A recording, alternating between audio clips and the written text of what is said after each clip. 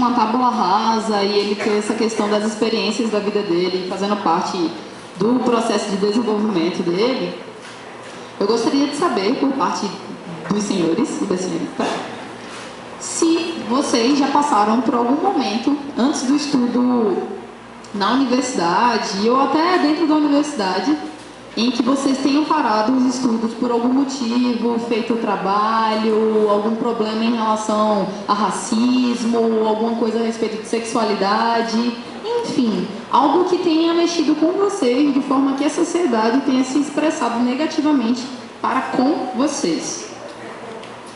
Renata, por favor. Bem, Stephanie, em relação a essa pergunta, eu posso dizer que nunca tive que parar os meus estudos, certo? Desde a minha época primária, ensino médio, no curso técnico, universidade, por motivos desses que você apresentou, né? Mas acompanhei vários casos de colegas, certo? Que tiveram realmente para seus estudos, tanto por questão de gravidez precoce, algumas questões mesmo sociais, vão precisar trabalhar para sustentar a família. Eu acompanhei muitos casos desses. E é muito, assim, muito complicado mesmo, né? É interromper uma jornada de desenvolvimento na vida de um ser humano. Agora, assim, pegando aí uma brechinha que você falou e trazendo para um outro lado, quando você fala, eu me lembro de uma situação que eu vivi dentro da própria universidade, que no meu curso de origem, no caso, na minha graduação passada, que foi o de agronomia, que foi bastante constrangedor, né? E assim, me estimulou muito no período da minha graduação. Eu acredito que talvez alguns colegas meus já tenham passado por situações parecidas, semelhantes ou até piores, né?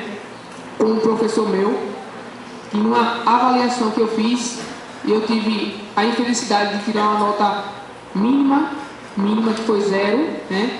E eu chamei esse professor para conversar uma boa com ele. Inclusive, esse assunto eu estava tratando com um colega meu essa semana, conversando a respeito dessa questão da educação e desse exemplo para ele que eu passei.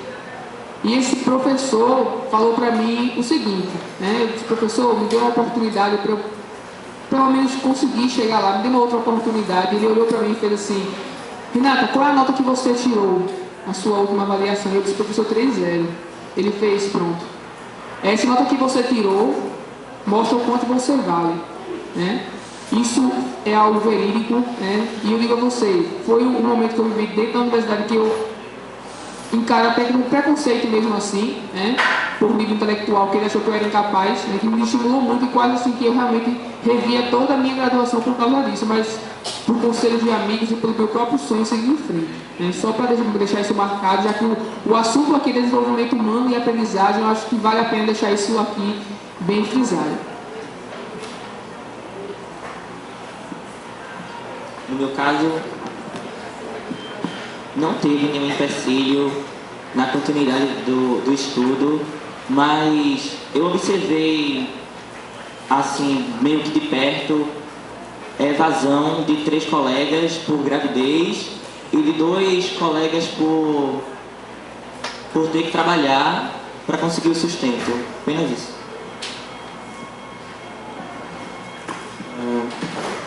Engraçado que eu, pessoalmente, nunca tive uma interferência direta de algum desses fatores que impedisse de eu estar concluindo meu curso, mas já tive contato com dezenas de outros estudantes, pelo um pouco tanto da minha participação no contexto de diretórios acadêmicos, diretórios centrais de estudantes, e que você olhar vários e vários cursos, os mesmos quadros de estudantes que desistem da universidade, por meninas que engravidam porque a universidade não fornece uma creche para elas poderem estudar e cuidar dos filhos ao mesmo tempo.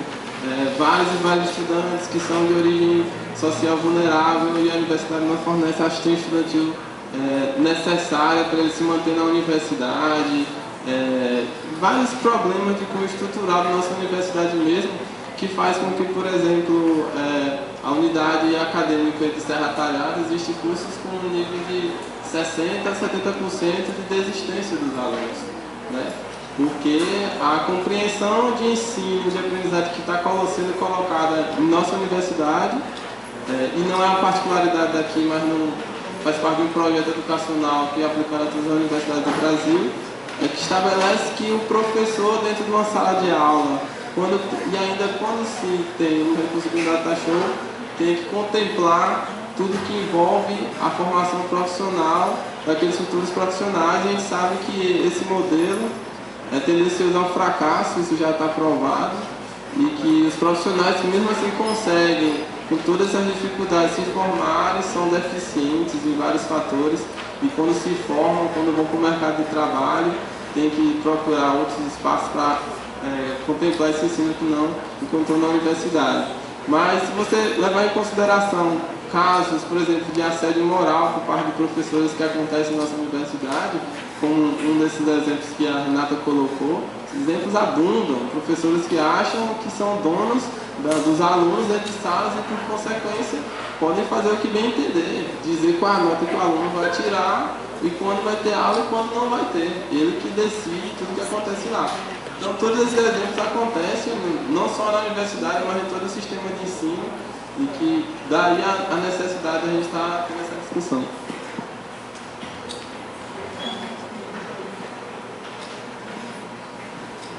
Falo do meu contexto real do personagem. Bom, atualmente eu vivo com uma bolsa e sou casado, tenho uma filhinha e vivo também com a questão do Bolsa Família, né? Desistir, ainda não desisti não, mas já chegou perto de desistir da faculdade.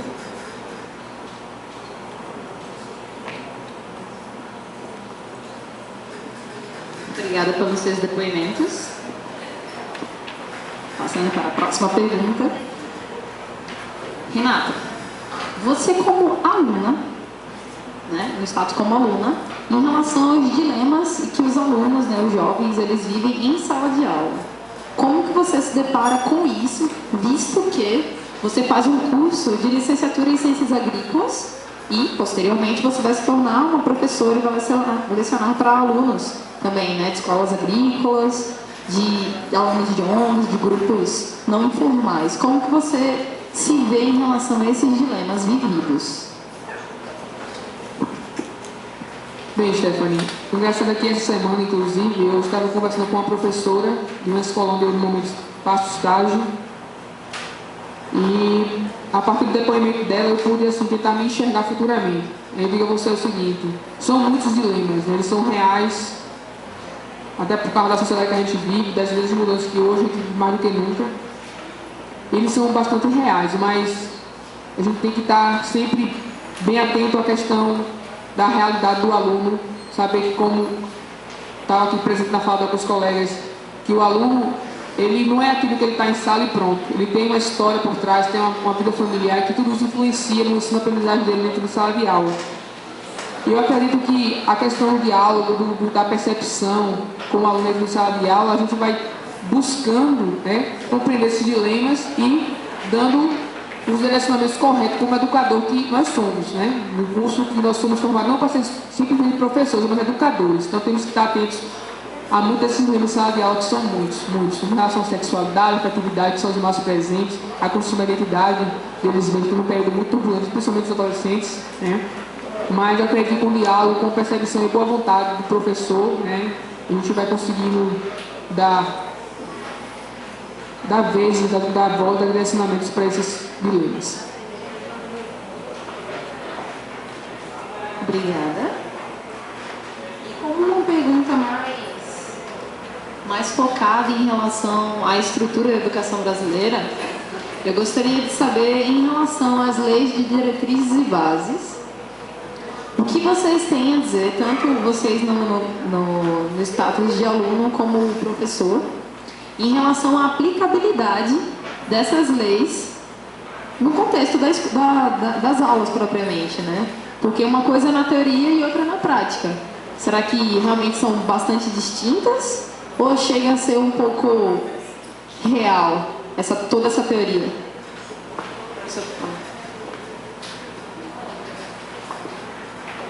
Boa pergunta. Questão do LDB, ela tem um papel bastante importante na questão de padronizar a educação no Brasil. E a lei é muito bonita, confesso para você, mas juntamente com a LDB a gente tem o PNE, que também, de certa forma, é ineficiente no seu planejamento. A gente vê aí que ele faz planejamentos para uma década e nem 50% do que não consegue ser suficiente nisso. E mesmo que fosse, a própria escola ela não teria estrutura para receber todo mundo. A gente vê também a questão de alguns artigos que tem na própria LDB sobre ser eficiente a educação para garantir padrões de vida para a pessoa, só que a gente vê o próprio processo de exclusão da escola, questões de racismo, questão social, e como é que essas pessoas excluídas elas vão ter suporte para poder educar os filhos, né? Botar um filho na escola. Eu acho que essa questão da LDB é importante, contanto que ela fosse mais eficiente.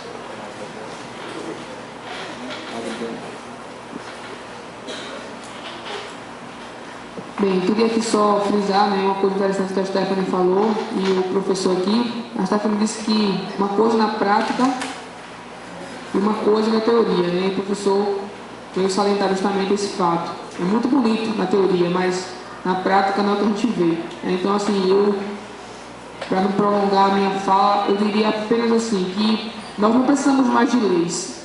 Nós precisamos que sejam cumpridas as que já existem. A LDB é perfeita no papel, mas ela precisa ser cumprida no dia a dia, ser buscado o cumprimento dessa legislação para que realmente chegue para os mais necessitados e para aqueles que realmente precisam da lei.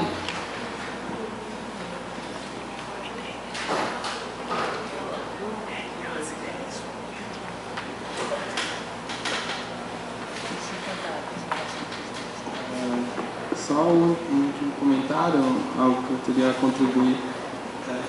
Todas essas, tanto a LDB como o Plano Nacional de Educação que foi levantado aí, eles são fruto não de uma boa vontade política de nosso tão glorioso parlamento, mas historicamente foram construídas pela reivindicação dos movimentos sociais ligados à educação e que pressionaram com que essa legislação fosse elaborada.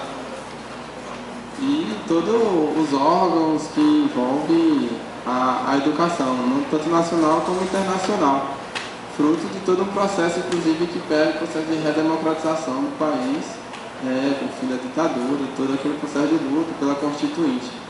E a gente observa que, apesar de terem sido construídas até com a participação social, essas políticas públicas educacionais elas não são implementadas. E não são implementadas não por ineficiência do sistema público de aplicação, mas existe uma política deliberada de não implementação dessas leis, dessa legislação da educação, fazendo com que hoje o nosso país se coloque no 84º ranking em DH, em investimento na educação, quando na verdade ainda está sendo alardeada que somos a 6ª economia do mundo. Então existe aí claramente uma priorização do governo em investir nos setores da iniciativa privada, do grande capital, e uma precarização constante da educação. Não só em sua estrutura física, mas em todo o seu corpo, entendeu? Uma precarização da carreira dos professores. Professor do ensino básico ganha uma miséria hoje em dia pela não formação desses próprios docentes para encarar toda uma realidade adversa que vem das escolas públicas, formando que isso tudo se torne uma grande bola de neve. Então, o ensino primário, o ensino infantil ainda hoje não é obrigatório para a aplicação por parte do Estado. Só está colocado hoje por parte do ensino fundamental, que consegue atingir 98% do público já existente, assim como o ensino médio também não é obrigatório. Então existe um lastro de ineficiência da aplicação dessas leis, dessa legislação, que coloca hoje a situação do nosso país de tanta precariedade em relação à estrutura da educação, que se reflete em todo o público de alunos que entra na universidade, se reflete nos altos índices de desistência que a gente vivencia hoje. Então, era basicamente isso.